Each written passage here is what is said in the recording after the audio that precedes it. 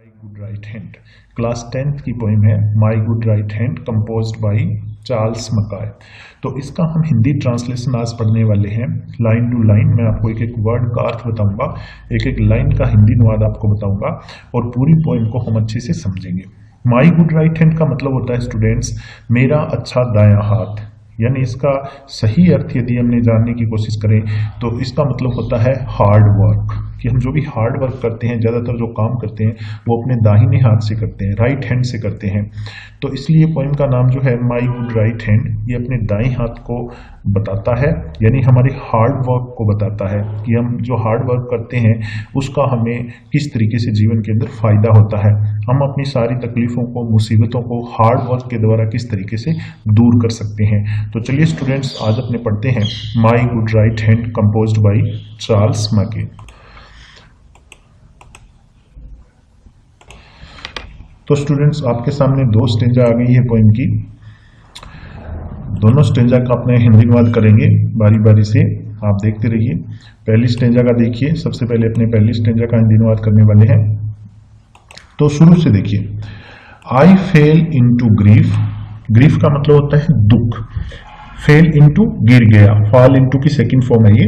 आई fell into grief, मैं दुख में गिर गया, एंड बिगेन टू कंप्लेन, और मैंने शिकायत करना शुरू कर दिया, कंप्लेन करना शुरू कर दिया कि मैं बहुत ज्यादा दुखी हो गया। पॉइंट आपसे कह रहे हैं कि मैं बहुत ज्यादा दुखी हो गया। I fell into grief and began to complain, और मैंने शिकायत करना शुरू कर दिया। शिकायत करना शुरू करने का मतलब है कि मेरे को इतना ज्यादा दुख हो गया, इतना ज्यादा कष्ट मेरे लाइफ के अंदर आ गया कि मैं हर किसी के पास मदद मांगने के लिए गया, हेल्प मांगने के लिए गया, हर किसी से कहने के लिए गया कि मैं मुसीबत में हूं, मेरी मदद करो। आई looked for a friend, look for का मतलब स्टूडेंट्स होता है तलाश करना, सर्च, ढूंढना।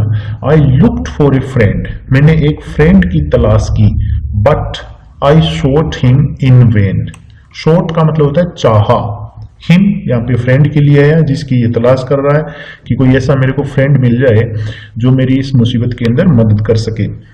बट लेकिन आई shot him in when, in when क्या होता है व्यर्थ में, बेकार में, यानी जो मेरी तलाश थी एक फ्रेंड की, वो मेरी तलाश बेकार गई, व्यर्थ हो गई, क्योंकि मेरे को ऐसा कोई फ्रेंड नहीं मिला जो मेरी मुसीबत के अंदर मदद कर सके।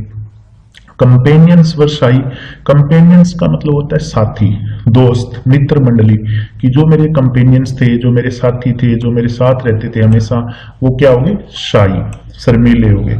शर्मीले होने का मतलब कि उन्होंने भी मदद करने में ज्यादा रुचि दिखाई नहीं। तो कंपेनियंस वर शाई एंड अक्वांटेंस वर कोल्ड, अक्वांटेंस का मतलब होता है परिचित।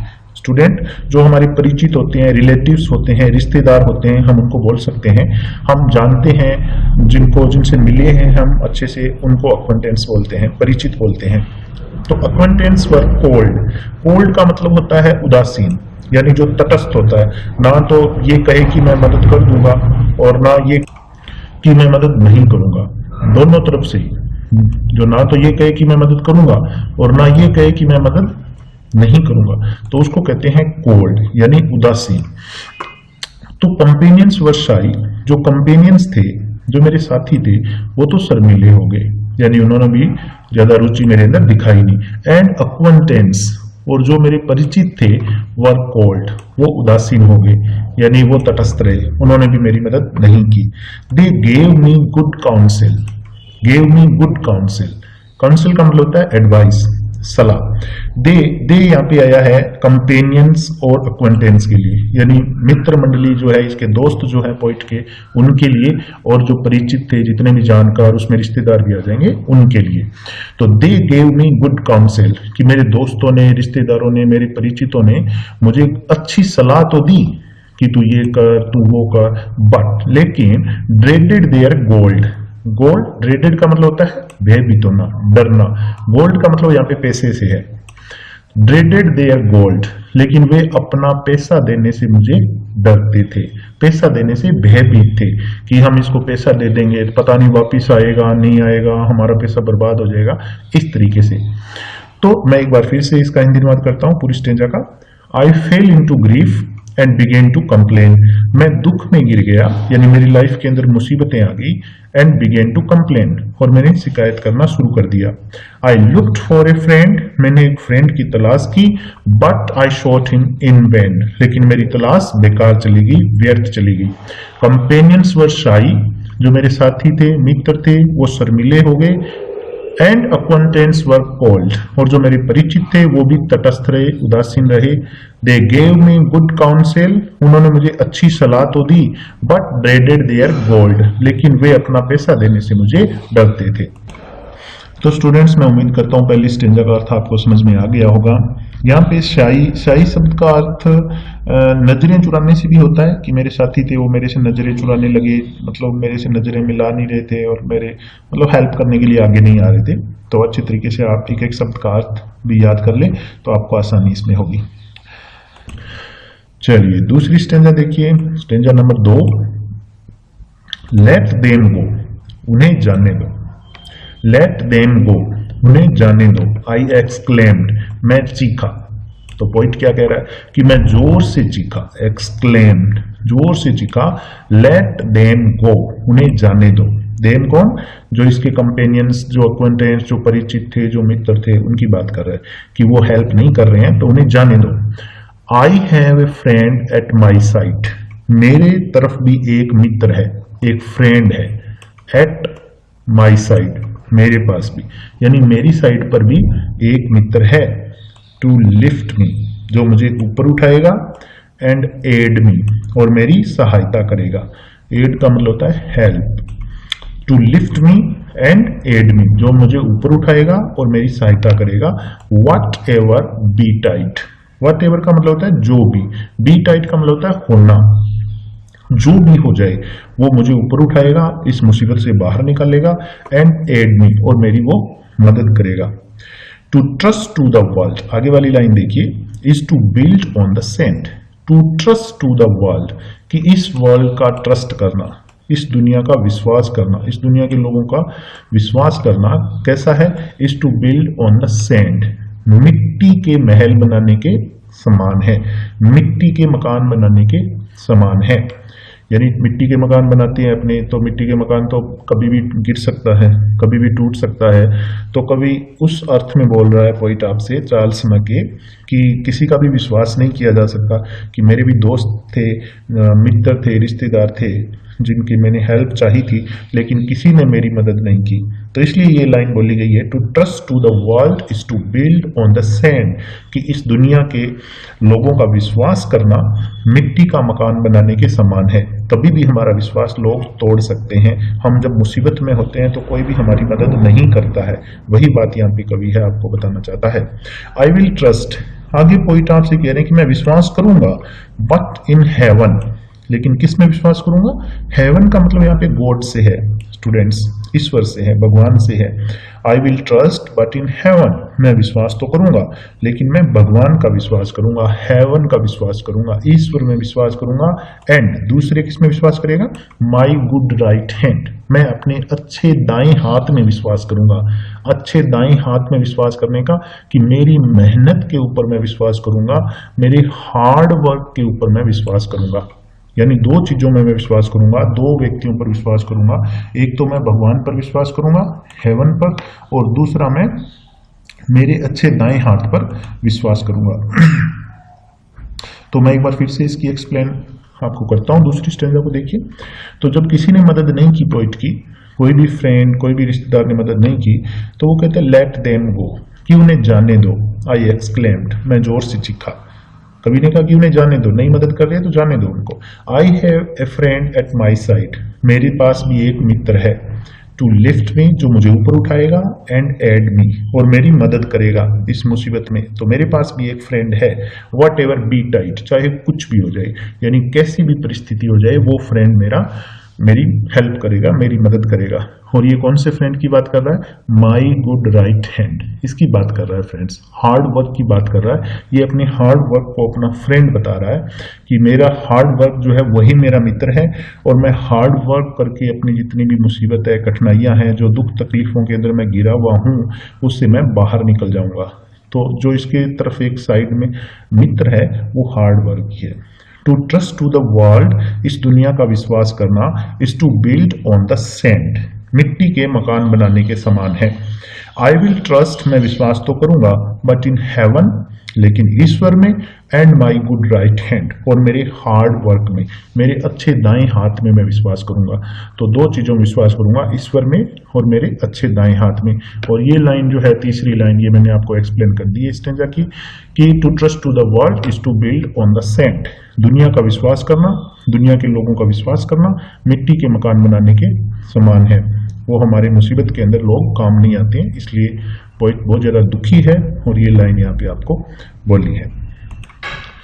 तो ये तीसरी स्टेंजा है स्टूडेंट्स। पिछली स्टेंजा के अंदर आपने पढ़ा था कि पोइट ने कहा था कि मैं दो ही चीजों के ऊपर विश्वास करूंगा, एक तो मैं ईश्वर के ऊपर विश्वास करूंगा और एक मैं अपने हार्ड वर्क के ऊपर विश्वास करूंगा।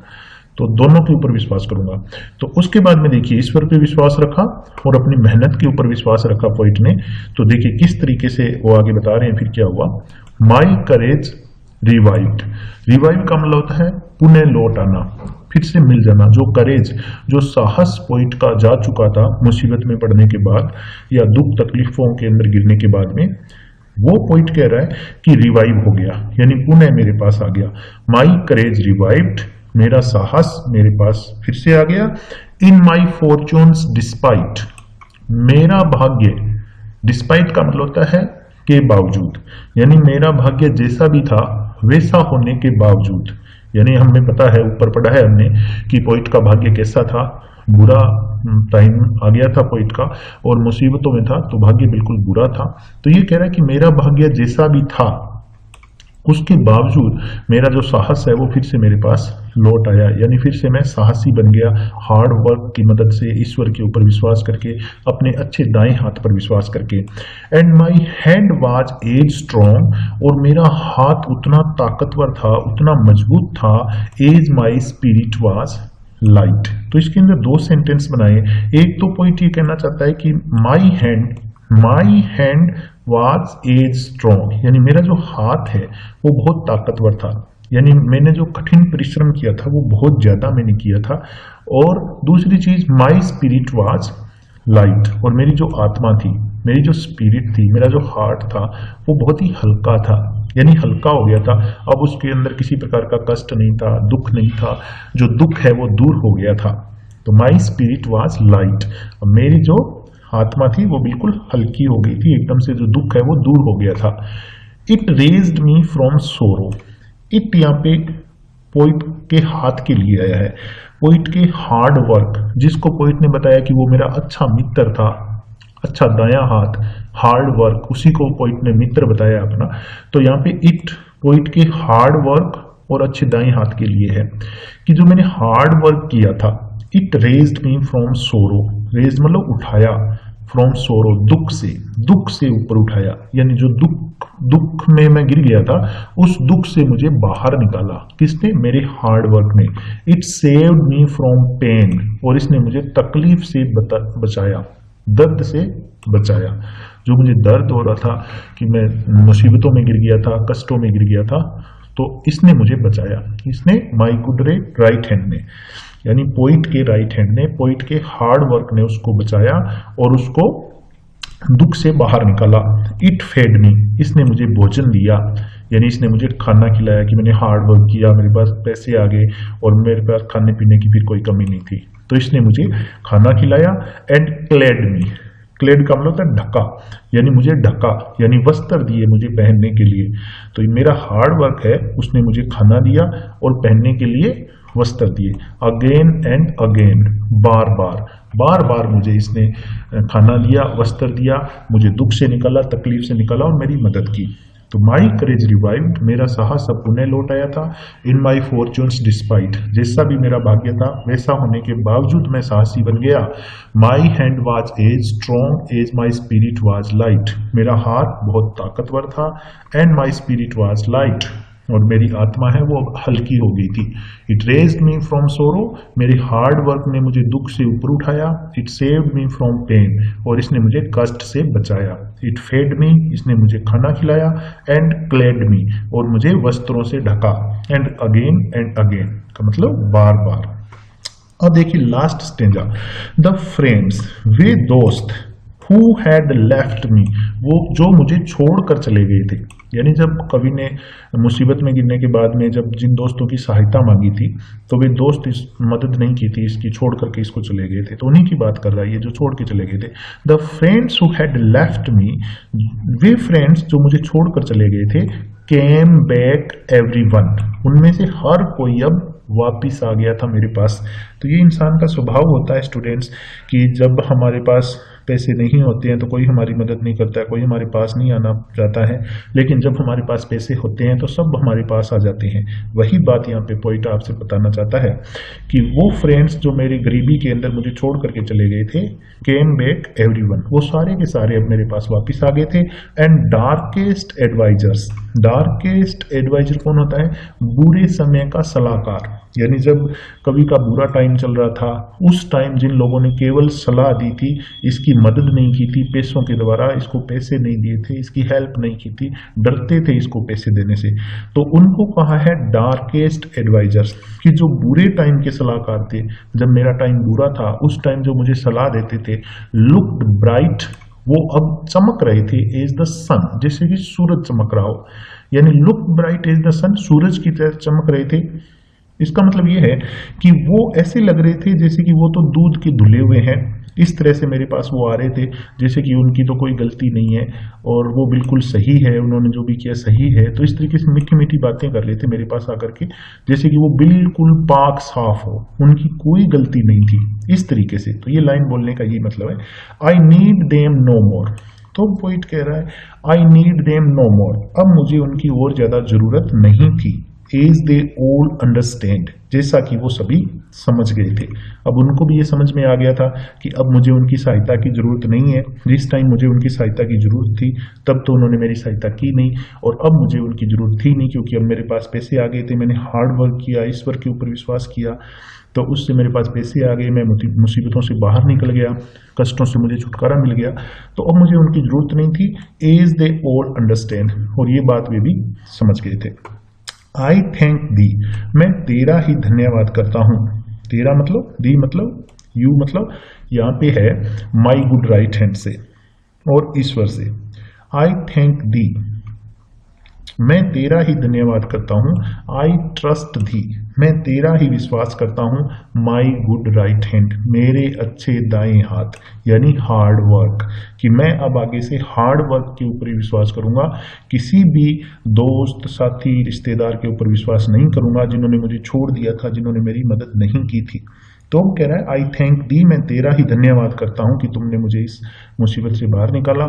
आई ट्रस्ट दी, मैं तेरा ही विश्वास करता हूं। माई गुड राइट हैंड, मेरे अच्छे दाएं हाथ, यानी मेरा hard work. The friends who had left me, एक बार फिर से इस स्टेंजा की एक्सप्लेनेशन में आपको बता देता हूँ। The friends who had left me, जो फ्रेंड्स मुझे छोड़ करके चले गए थे, केम बैक एवरीवन, वो सभी अब वापस आ गए थे।